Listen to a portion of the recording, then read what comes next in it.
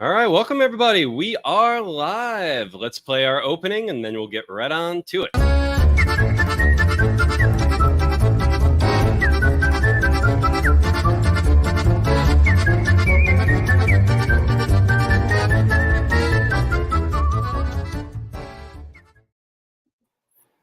Welcome everybody to another Wine and Comics pairing live stream. This is the fourth of six, covering all the Hospice interconnected sort of one-shots. They are standalone. You can read them each. We call it it's a semi-verse. Semi-verse. That's a good one. I have not. Did you read that? Is that something that they had posted somewhere? No, you just made that up. Good one. I like that. So I do too. So a semi-verse. There is a shared sort of universe, but you can read each of these one-shots individually. That said, I have backed all six. Michael, and then one more, David Byrne or Bernie, however you pronounce his last name, is coming on a little bit later this week, but these are the final two. They both launched today. So all six are live on Kickstarter. And today we are talking to very special guest, Michael Watson, founder of Freestyle Komics. That is comics with a K. Thank you very much. 1K, still a C at the end, but 1K at the beginning. Freestyle Komics. They're the creators of the Hotshot superhero comic. I've been a backer of the superhero police action Green Zone that Freestyle has put out. And many more. We will actually cover a little bit of Freestyle and Michael's background here because this is something that I am only slightly initiated in, and I need the facts. I need the details. So Michael, welcome to the Wine and Comics Pairing Show. It's awesome to have you here. It is. Thank you. Appreciate it. Yeah, so to get us started off, because me and Dallas are relatively new to you in Freestyle, start us off with giving us kind of a 5 minutes or less. We're not timing you, but 5 minutes or less to the best of your ability, because I know some of these stories that's impossible to shoehorn into 5 minutes or less. But to the best of your ability, what got you into all of this? What got you into writing, into creating? You are an artist in your own right as well, I believe. So why did you take those skills? What impelled you to try and make a career out of this? And then, for God's sakes, why comics? Yes. What made you focus here in this, the most work for the least reward in terms of financial gain? So plainly there's a passion there. So we want to hear about that. What got you into all of this? Tell me your and Freestyle Comics' story. Well, the origin story is quite simple. I didn't want to lose a friend. In sixth grade, I had a best friend by the name of Tom, and he was reading a comic book one day, and I was like, "Why are you reading that?" He was like, "Because I want to." I was like, "Comics are dumb, man. Why are you? I don't even know which way to read all those damn boxes and stuff. That's stupid." And he wears glasses, and he kindly took them off very slow and turned around and said, "How are we best friends? I didn't know you didn't like comics." Ooh. I'm like, "Never came up, Tom. They're dumb." And he closed up his book, folded it up, picked up, and said, "So I'm gonna bring you a stack of books tomorrow, and if you can't find a book that you would like out of that, we can't be friends anymore." Oh, it's just hats off to Tom, first of all. That's how you make a friend. And I was like, "Tom, are you serious? Are you for real?" Like, dude didn't talk to me for the rest of the day. Done. Cut off. We like Tom. So, comes back to school. Next day, I go over to him. He shoves a stack of books in my hand and keeps moving. Doesn't even acknowledge me outside of that. And so I'm looking at him the whole day playing lonely guy in the corner. No acknowledgement. Doesn't sit by me at lunch. Nothing. Wow. I go home. I start reading these books. And I'm like, I can't believe I got to read this shit, man. I'm going through them. I'm like, trash, flipping through. Don't even like that. And then, just like a damn movie, at the very end of the cusp, is X-Men number 17, drawn by Andy Kubert, featuring the X-Men Blue Squad, with a guest appearance of Iceman Iceman and Colossus fighting Omega Red in Russia for the fate of Illyana, Colossus' sister. This thing was off the hooks. I mean, Cyclops had the optic glass, Colossus was made of organic metal, Beast being the economic beast, a psychic sexy ninja with psychic blades. Never heard of this type of thing before. And then at the center of it all is this 3-foot-nothing Canadian roughhouse who has butter knives coming out of his hands. and he's the last person standing. All the X-Men with all these amazing powers have been taken down by Omega Red. There's obviously a rivalry between Omega Red and Wolverine, but Wolverine just keeps getting back up, costume and in shambles. And I used to get picked on when I was little in 6th grade, and I was very fearful of bullies. I was fearful of fighting and things like this, and I just loved and wanted to be Wolverine. I wanted to be this person that never stopped getting up, that was fearless, that was, in the face of anything, because Omega Red is like huge, massive to Wolverine, and he didn't care. He just kept coming, and I wanted to be that. I wanted to have that strength, that power, that confidence.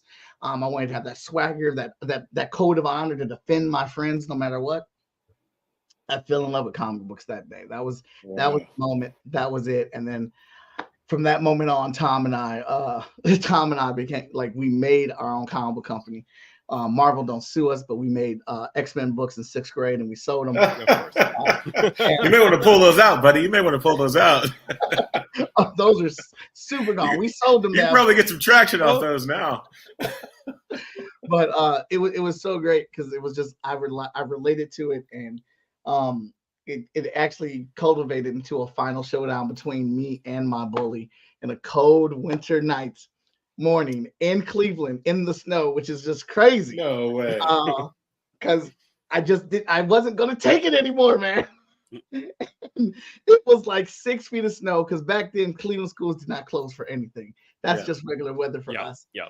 And dude, I'm not gonna lie, he kicked the crap out of me. Hey, that's part of the story. That's part of the story. I never been in you keep getting up, just like Wolverine. I kept getting back up.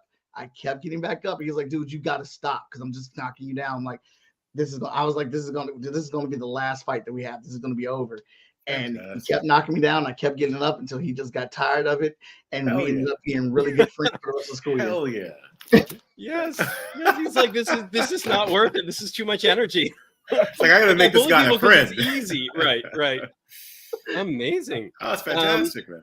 Yeah. So that was that's the inception. And then is Hot Shot, was that sort of the first true blue Freestyle Komics comic that came out? I think I started noticing freestyle with Hot Shot originally when those were on Kickstarter. But what was the first? Hot Shot was the first book. Okay. Hot Shot was the first book, and then it was actually started off as a comic book that I did in high school based off of me and my friends, called Youth Force, and we were all superheroes, and we defended our school from the rival school across the street, John Hay. Anybody from Cleveland knows about those two that situation. And I ended up going to the Garrett Morgan School of Science for 8th grade, which was separated me from all my friends. And so I just continued to work on myself as a superhero, get to college, end up developing that into a full costume and stuff, and working with a couple other people once I got past my trust issues and started making Hot Shot. Fantastic. Awesome. We got a Kieran Silva in the comments here. Oh, that's Michael Watson. Love Kyron Silva. Sorry, Kyron. That's Michael Watson. Love his work. Thank you for watching, Kyron. Glad to have you here. And all right, so the next question, of course, we're going to get into hospice and your book on hospice concussion. From your POV, how did you get roped into this thing? Like, what was the inception of this crazy idea? And what did you think when you heard about this? When you heard it, yes. When you got this proposal, more this crazy idea came out of the mind of Travis Gibb, who is an amazing person. I love working with Travis. Travis and I have worked together several times. He's been on my show a whole lot. He always, God bless him, he always finds a way for me to get in his Cthulhu books. He always leaves like a little corner in there, like, hey, Mike, I got 2 or 3 pages. You think you can knock this out for me? And so I appreciate him always getting me in those books. But being on the show, we've worked together a lot. And he's came up to me and was like, hey, I want to do this horror shared universe. First off, I was like, horror? If you look at our library, baby, we don't do none of that. We don't do none of that for a reason. I'm a punk. I don't do any horror, any movies, none of that. And but when he told me who he was reaching out to and who the group was, plus I was gonna do it off rip because it's Travis. But horror gives me the heebie-jeebies. Really? But when I saw the oh yeah, I don't watch. I have these guns back here for a reason, man. I mean, that's my alien assault rifle. So that's Oh yeah. I watch movies with the guns. We will probably comment on this a little bit when we get into the story of Concussion. But yeah, your approach was horror adjacent. Like you can see it kind of like you're like you're elbowing horror a little bit, but you're like no. Which is actually a testament to the creator and knowing how to make an on-ramp into this world. Right. So good on you. Yeah. Sure. So, and people have been asking us to do when we're going to do a horror book for a while. So I was like, I'm killing like two birds with one stone. Yeah. But the group that he has put together to be a part of this, I'm like, oh my God, these people are all dope ass creators. Very successful on Kickstarter. And the thing that I liked about the group the most is they don't think like me. They don't think like me in presentation. They don't think like me in comic books. They don't think like me in promotions and ideas and scope and scale, which is the positive, because I want to learn from other creators, especially creators that are more successful than I am. I'm always in a constant state of what can I do to be better. And so when we're having these meetings and discussing stuff, like I'm taking notes, like, all right, cool. Yeah, all right, so this is how they do this, or this is how they they think, and this is how they move. Oh, this is how they put together their Kickstarter page. And like that was probably the biggest plus, was the collaboration amongst everybody to put these Kickstarter pages. And like each page is different, but they have very similar aspects to them or whatnot, and just vibing off of each other and coming up with these plots and plans and stuff. So I was super excited to be part of the group, but I did have to I was like, all right, I gotta find my way to encroach on horror without encroaching on horror. And that's where we came up with interfering with mixed martial arts. Hospice obviously being a place where people go to die peacefully, and these demons have owned this hospice for thousands of years, just going on and on and on. And I was wondering, how can we put the Freestyle Komics spin on it? How can we still have the epic action that we are trying to be known for, while still giving people a taste of that horror aspect? And thought that UFC mixed martial arts was really good. That's super popular, and I use a lot of that stuff for reference in my fights and things like that. And then I was like, all right, so if we're gonna focus this on UFC, this guy has a rival. He doesn't know what this dude really has in his bag. What do the characters look like? How do these characters look unique and different? That's something that we really do try to do at FSK, is have our people be epic. I'm not knocking sexy sexy people and muscles and all that stuff. I like drawing that stuff as much as the next person, but I also like drawing people, people that you can, walk down the street next to as well. I feel like everyone should have the chance to be epic. And I remembered. A nice little tagline there. I see what you're doing there. I see you coming a mile away, my friend. I can't remember his name, but he's a martial artist. He's fought with Bruce Lee, with Jackie Chan. I mean, he's a freaking legend, but he's not built like any other martial artist. He's a bigger guy, round, but he is all hands and feet, and he just massive destruction. I was like, what if our mixed martial artists looked like this? What if this was our hero? Because I want people to be able to see themselves in our pages. That's how I feel like that's the first grasp in reality, relatability when you're reading the story. And then from there, Travis asked me, well, who are you going to put together? Who's going to put together your book, your interns? And I was like, that's a great idea. We are going to have interns put the book together, because I was just about to start a new intern class for us, and this was their big project. Cool. Everybody on this book, with the exception of the wonderful Stephanie Menard, who wrote it. She's the only vet that we have on here. This is their first book. Half of them are still in college. A couple of them already graduated last year, but this is a book that they've all worked on in some aspect and everything. So this is the first title that they're getting to release and be published through this project. That is really fantastic, cool. Man. Wow. Yeah. See, I mean, one thing, just to go back slightly to comment on, I didn't even really think about that, but one of the coolest things, there are a few comics creators that I've befriended down the line, and when they're about to launch, and you can create a link so people can come and give you feedback on the Kickstarter page and whatnot, and that was always really insightful for me. Like, I would go look at that, and I'm like, oh, this is fascinating to see the prototype of these, and like how, and then the feedback and then of course I would also see other people reading the page and getting a good feedback on like what's confusing them. What do they need? They're like, oh, this is buried way too far down the page. This should not be what you lead with. This should been blah, blah, blah. And I'm like, these are things I never think about. And it was fascinating to see that for you guys as creators of these things, being able to have 6 of you simultaneously putting this together, but also even as creators, you probably don't often get to see it from inception, from like the very beginnings of how they're putting that stuff together. So be able to see that in real time, more or less in action from all 6 of you. I'm like that I bet that's awesome. All 6 of you are getting something that you normally just aren't privy to probably not because it's not a state secret. Just no one thinks to like, why would I just randomly share this with 10 other creators? It's like that sound, and that's asking those other creators to do work. But because of this concept, it all just came about naturally. That's awesome. So let's talk a little bit about the actual story of Hospice Concussion. I'm going to share the Kickstarter page here. Let me bring this out and share my screen so everyone can see what I'm talking about. All right, so this is the Kickstarter page for Hospice Concussion. Yes, I'm a backer up here at the top. So this is, you can see some of the opening. This is the Hospice, Rising Suns Hospice. This is the big thing that connects all 6 of these. This is not a spoiler because this is the setup of the shared 6 one-shots, but Rising Suns Hospice, it is a chain-ish of hospices. Maybe they're franchises. Maybe they're all connected in some way. They're different facilities, different hospices, but all under the Rising Suns banner. And this is where people go essentially to birth a demon.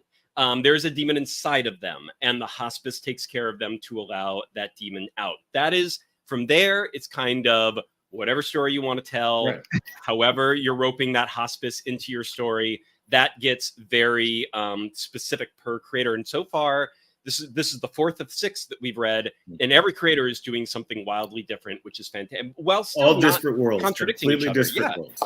Yes, and that's been really amazing. One thing so we're going to see the team here, the creative team for Concussion.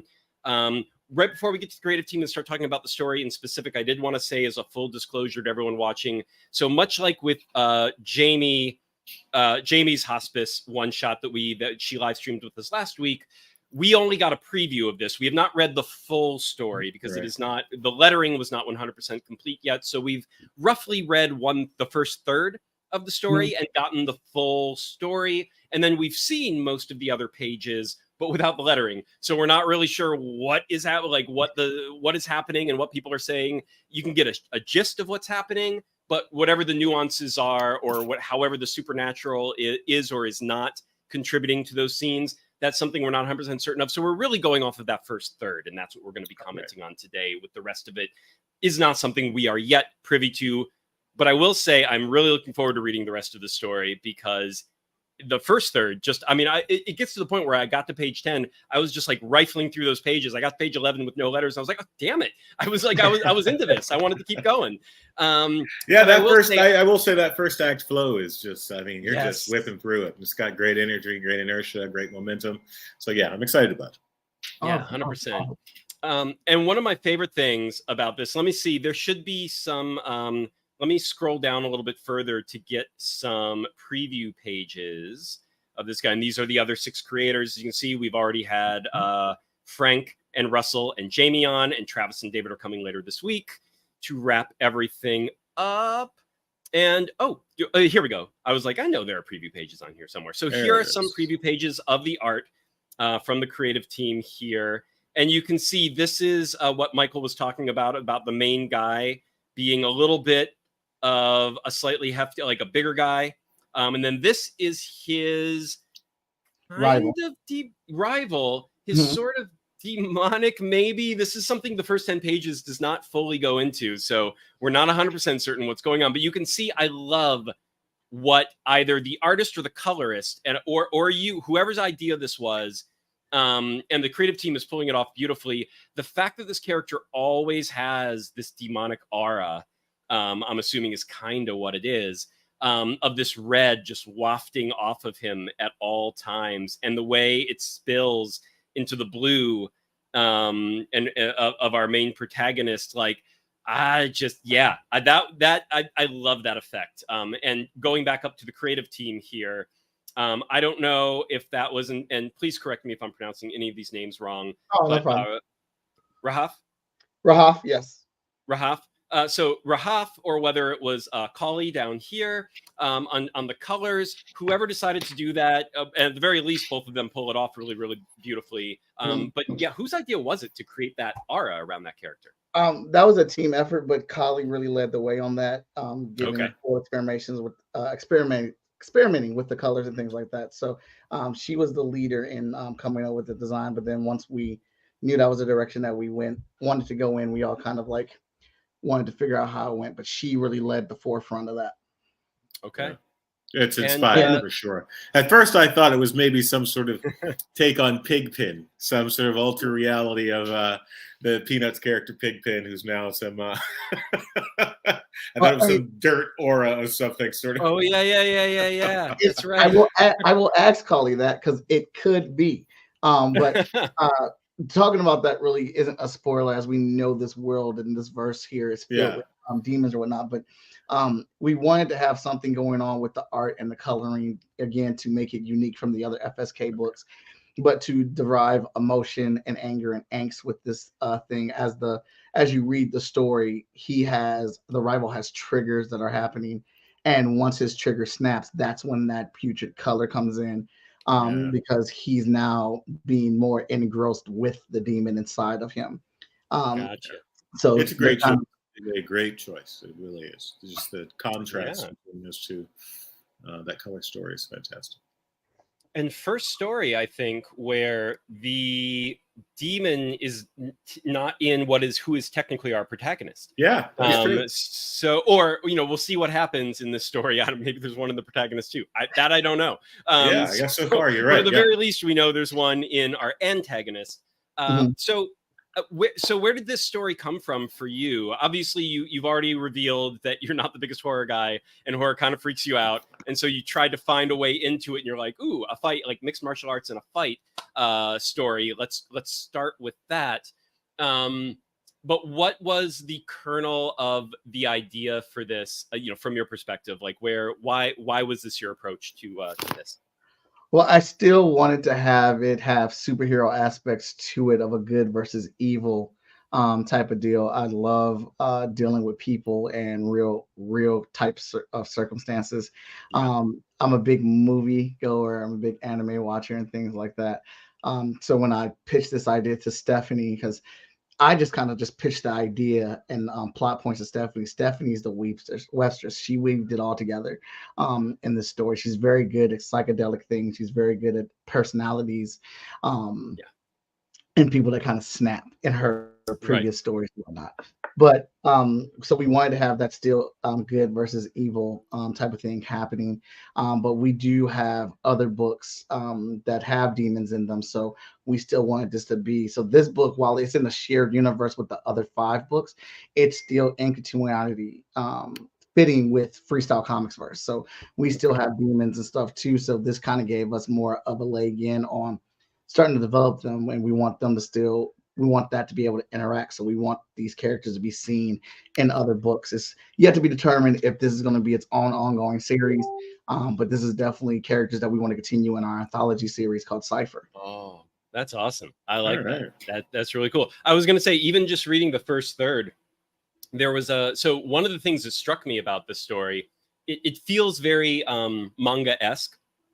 In the way, especially with the fighting, and something that manga does that American comics only sometimes do, but manga does it pretty religiously, which is you're thrown into the rivalry, the action, the issue involved, and everyone's fighting, and you're like, you don't know why are they fighting? And you're like, that's not something you get that later. And then it sort of pauses for a minute, and we do.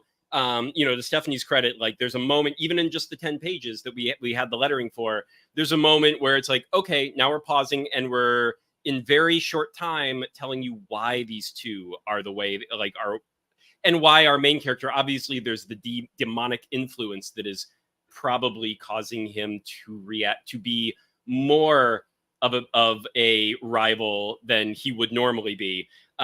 More intense of a rival than he would normally be. But we at least get the backstory that like why this guy has such bad blood with our protagonist. But for the first couple pages, I'm like, oh, we're just fighting. Okay, great. we're just happening. No explanation, even in the ring, and even immediately after the ring, we then go and see the protagonist's home life and kind of get some of his. But still, this rivalry is just sort of like they just fight and hate each other. And I think I really appreciate that. I'm a manga fan. I love it. And it just reminded me, because that is very much their style of storytelling when they start off a story, where at first everything's very black and white. And you think you know exactly where you've got your hero, you've got your villain, and you know who you're rooting for. But then somewhere down the line with manga, of course, they'll sometimes wait for 600, 800 pages later. And then they'll start getting into some of the backstories. Oh, yeah. But then you realize they start humanizing like all the characters and start really giving them, you know, more of a reason to where you're almost sometimes conflicted and you're like, oh, I feel for this bad guy. Like, I mean, I'm still rooting for the protagonist, but I'm like, that's not a bad, and some manga even takes, I don't know if you've ever seen the anime or read the manga of Attack on Titan. If that's something we're watching that right now. Just we're waiting for the new season to drop. Okay, I won't reveal too much. I don't know where you are in that, but I'm completely caught up, waiting for the new season. Gotcha. Well, you know, I've only read the manga. I haven't seen the anime, so I'm still going to be a little cagey, not knowing where the latest season ended off.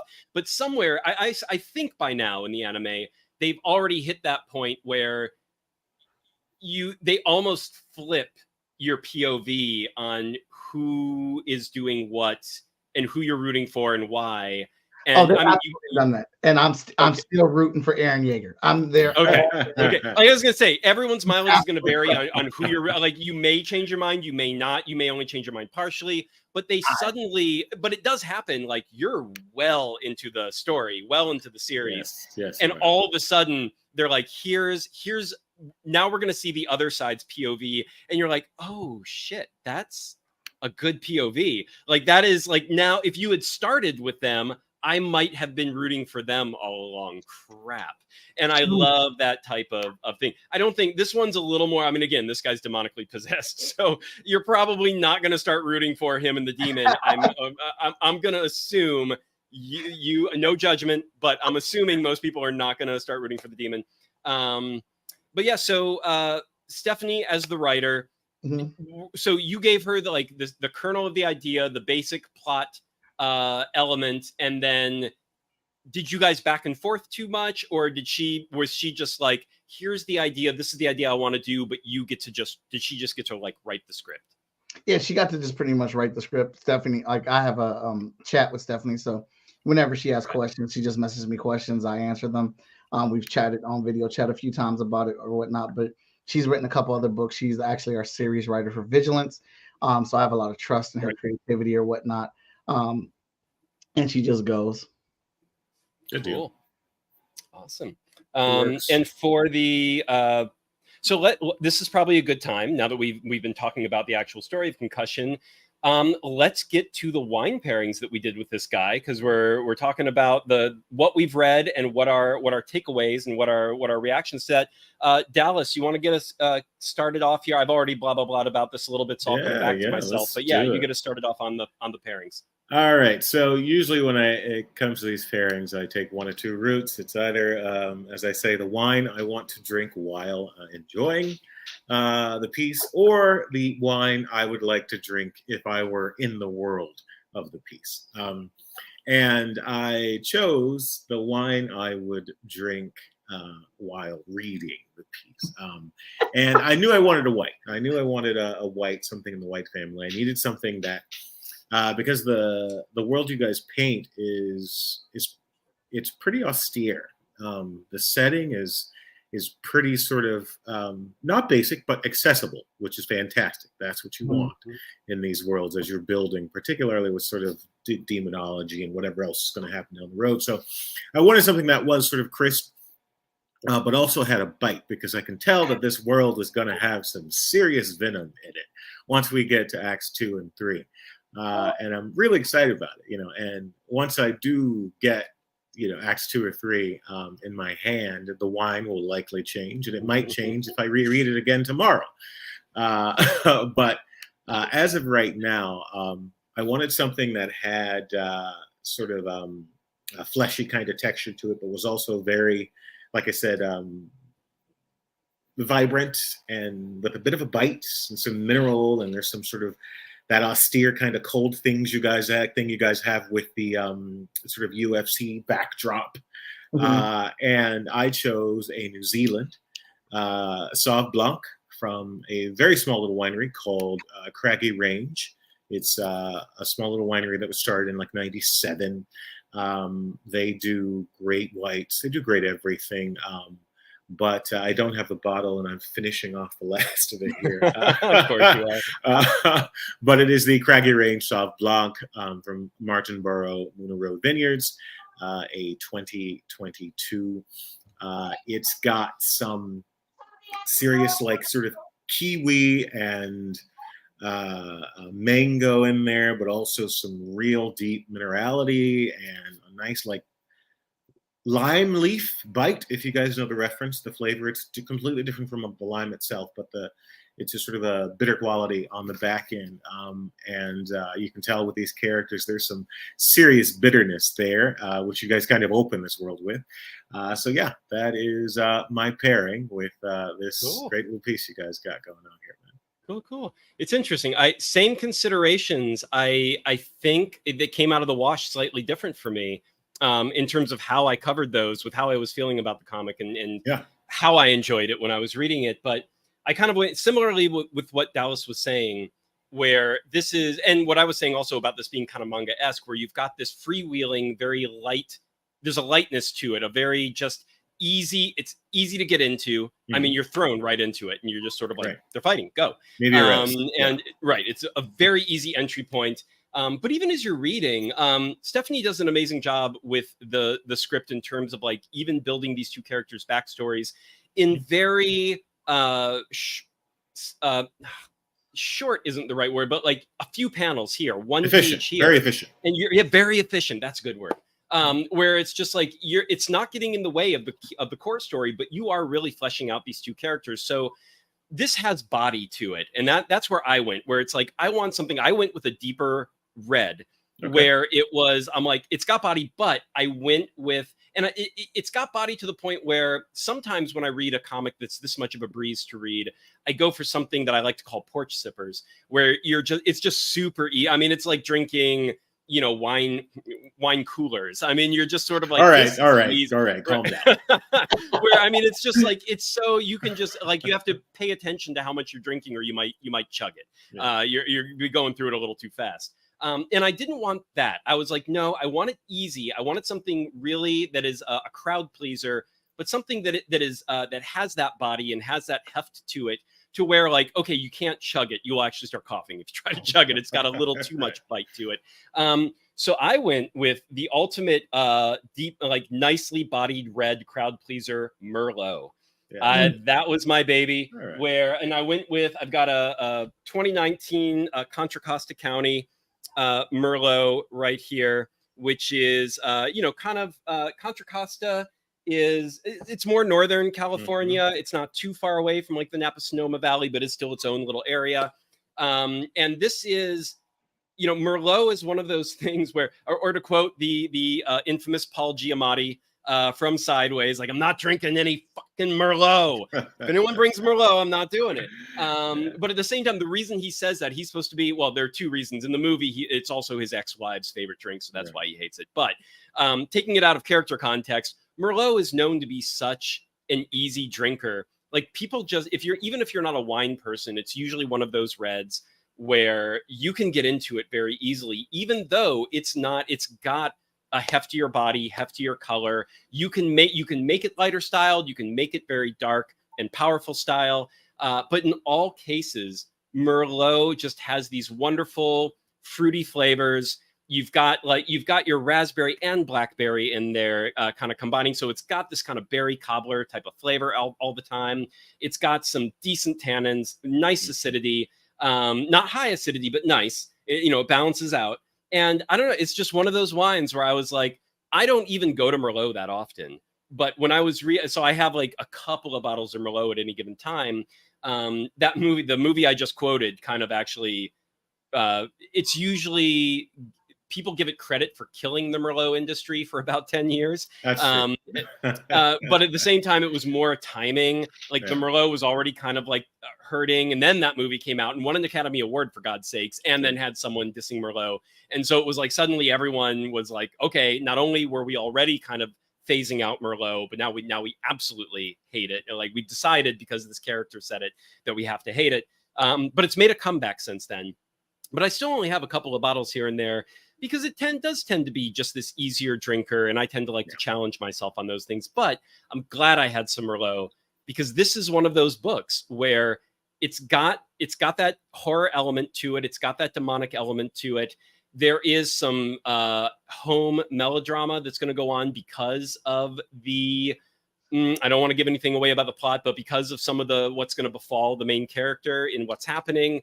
So, it's not just a breezy read, but it's all done in this very breezy style. So Merlot was my go-to on that. That was my baby.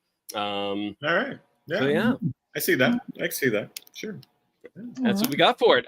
So now, Michael, you also, I don't know, this might have gotten, I half suspect that this might have, I'm actually going to stop the Kickstarter page share here so we can bring you fully on screen, back onto the screen. So this might have gotten lost while we were getting this together, but just in case it wasn't, did you bring a comic of your own that you want to showcase that you either have loved for a long time or just are digging right now? And if you didn't, if you want to just rattle off, right, just go off the top of your head. Like, what's what's a comic that you've been loving? Actually, what I've been digging right now that I read faithfully every single week is My Hero Academia. Okay. It is everything that I love about the 90s, and it is emotional. It is, and it is, it's predictable. I know they're going to win, and I don't care. What I care about is the hero moments. I care about the challenges Deku has to go through to get to that hero moment, and then the power up, the wind up, the watch him be this hero, and then the incredible cool moments that lead for every single time they have a hero, that lead up to every single time they have a every hero. Single time. Yeah. I'm here for it. I'm here for All Might. I'm here for his speeches. I love just about every damn character. They give every character a piece, a moment for you to get attached to. Bakudo, I could not stand him, but when he was captured by the villains, and you're like, all right, well, this is it. He's about to become Deku's rival. This is what we've been building up to. And Eraserhead gets up and says that boy has more hero in him than anybody that I know. And he stood up and said, come on, and challenged a room full of the deadliest villains in the city. And he just said, let's go. I'll take you all on. I said, you stood up and you read that, didn't you? This is what I'm talking about, man. This is it. This is what 90s books used to be about, or the 90s. Yes. And I love the emotional context of things that they have, and I think that emotional stuff that they have in this book is what's missing in Western comics. And this book is also guided by the fact that I know there's a beginning, there's a middle, and an end. Like, I know this series is going to end, and we're building up to that end. So it's even more of an intense read, because it's not going to get rebooted. It's not going to get relaunched. It's not going to be unveiled in a different universe. Like, this is this is it. So maybe they'll do a prequel or a spin-off. Yeah, well, they have. It's called but I was gonna say that's the manga way. Yeah, it's like no direct sequels per se. That's super rare. But then the side characters have to get their moment, or whatever, their parents or whatever. Like, there might be a story there, and then they tell that story, so on and so forth. But have you seen? There was a couple years, like 2 or 3 years back. I love these little videos on YouTube, but there were these action stunt guys that made these My Hero Academia short live action fights. Yes. Oh, those were so good. I love it. I haven't seen that.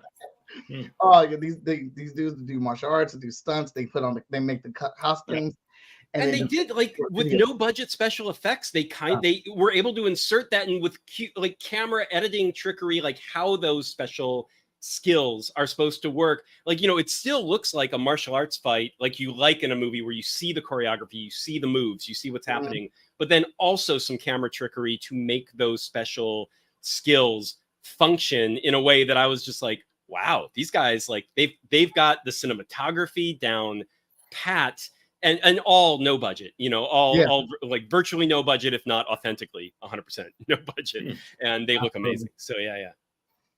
Cool. And then what would you drink while reading? And what's your sort of what would you drink with My Hero Academia?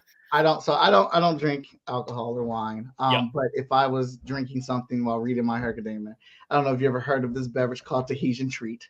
It might be just an Ohio thing, but it is a red fruit. It's a red cherry pop, and it's the most delicious pop ever. But it's so full of energy. For me, when I drink pop, I'm not really a pop drinker, mainly because you can't down a can of pop when you're really thirsty or whatnot. But Tahitian Treat, you want to suffer through it to get that whole can. That's how good it is, and you feel like a boost of just sugar and fizz in your body. So I feel like that makes me feel like I'm a My Hero Academia character getting ready to take off. Awesome. Yeah. Tahitian Treat, correct? Yeah. Tahitian Treat, yeah.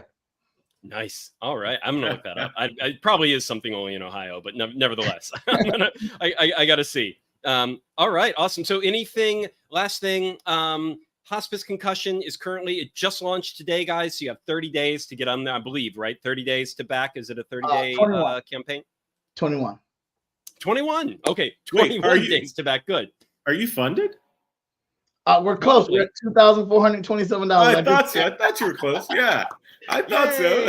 Yeah. Almost. And I think once Michael funds, they're all funded at this point. Yes. And this is day one for Michael. So it's like these have been doing. I was having I stumbled upon with Travis Gibb, the guy who kickstarted this whole. I shouldn't say kickstarted. The guy who started this whole thing and kickstarted his own. Yes. He was talking on Facebook and people were asking him, well, how are they going? And he was like, the number is they're going well. The number of backers are really good, but the amount of money we're raising is, and this is a guy who's raised like $30,000 for anthologies and whatnot. So he's like, it's good, but not great. And I was like, well, you know what? I think I see that though, because these are all, again, they're all first issues. So you're like building an audience from the ground up, where it's like everyone's interested and everyone's willing to get a issue, a digital copy, or a single print run. But then the big money drops pledges of I want everything under the sun is like, right, well, they're not fans yet. They haven't read any of them. It's all new. That's coming. That's next. Yeah. That's a discussion that I was having with my team, is like, we really are interested in the backer number. I think everybody that is backing these campaigns, they're interested in it. But Travis, Russell, Jamie, David, and Frank and I, we were pretty much across the board trying to have different dollar amount levels that would allow people to be able to get all the books without really hurting their pockets. So we really wanted to be considerate of that. Right. Because it's all six at once, essentially at once. Yeah, because right now, at least for the next, let me see here, because Russell and Travis was the first one. Yeah, I have all six of them up on my desktop. Yeah. Russell, 15 days left? Let me see here. Yeah. 6 days left on Travis. 6 days. And Travis. Yeah. It's Monday or Tuesday they end, I think, next week. So for the next 6 days, all campaigns are live at the same time. And that's what we wanted. We wanted to have this big group of engagement to pull all of our audiences in and reach new ones, because all 6 projects are projects they love on Kickstarter. Yes, 100%. And then for Freestyle Komics, post Hospice, what's next for you guys? What's in the pipeline for you guys? Once Hospice is done? Oh my goodness, what's not in the pipeline for us? After Hospice, after we get this shipped, after we get Epic 21 shipped, and we get the Art of Ryan Robinson shipped, was our previous 2 campaigns, which we just put in orders for. We're going to do Vigilance is getting her first trade for volume 1, issues 1 through 4. We're releasing a collector's edition for that book that includes Hot Shot 5, so you can get the full story of that experience. Then after that, we are closing out our year with Hot Shot Trade volume 3 and Hot Shot issue number 12 to end out our year. And then we will be releasing the Zero event #1 at our own event here in Columbus, Ohio, November 3rd through the 5th. Nice. That's the part 1 of 3. Early next year, we jump right into Emerald Quest 1 through 4 for their first trade and the 4th issue. Then we're doing a 5-star #3. Immediately after that, we're also going to be dropping Cypher #4, Hotshot and Friends #2, and our new source book #3 at the end, or right at the beginning of next year. Wow. That's a hell of a final quarter. You are not joking.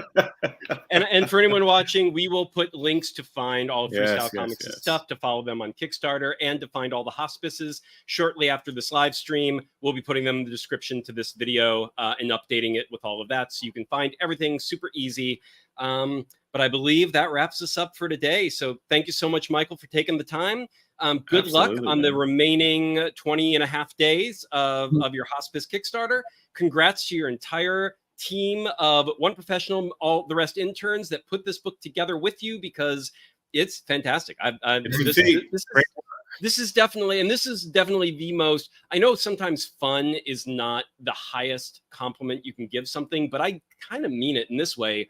Like, it is fun in a way where it's like, I'm not just using that word because I can't think of a better word. It's like, it's rock solid. That is what the story is. That is what the story is trying to be.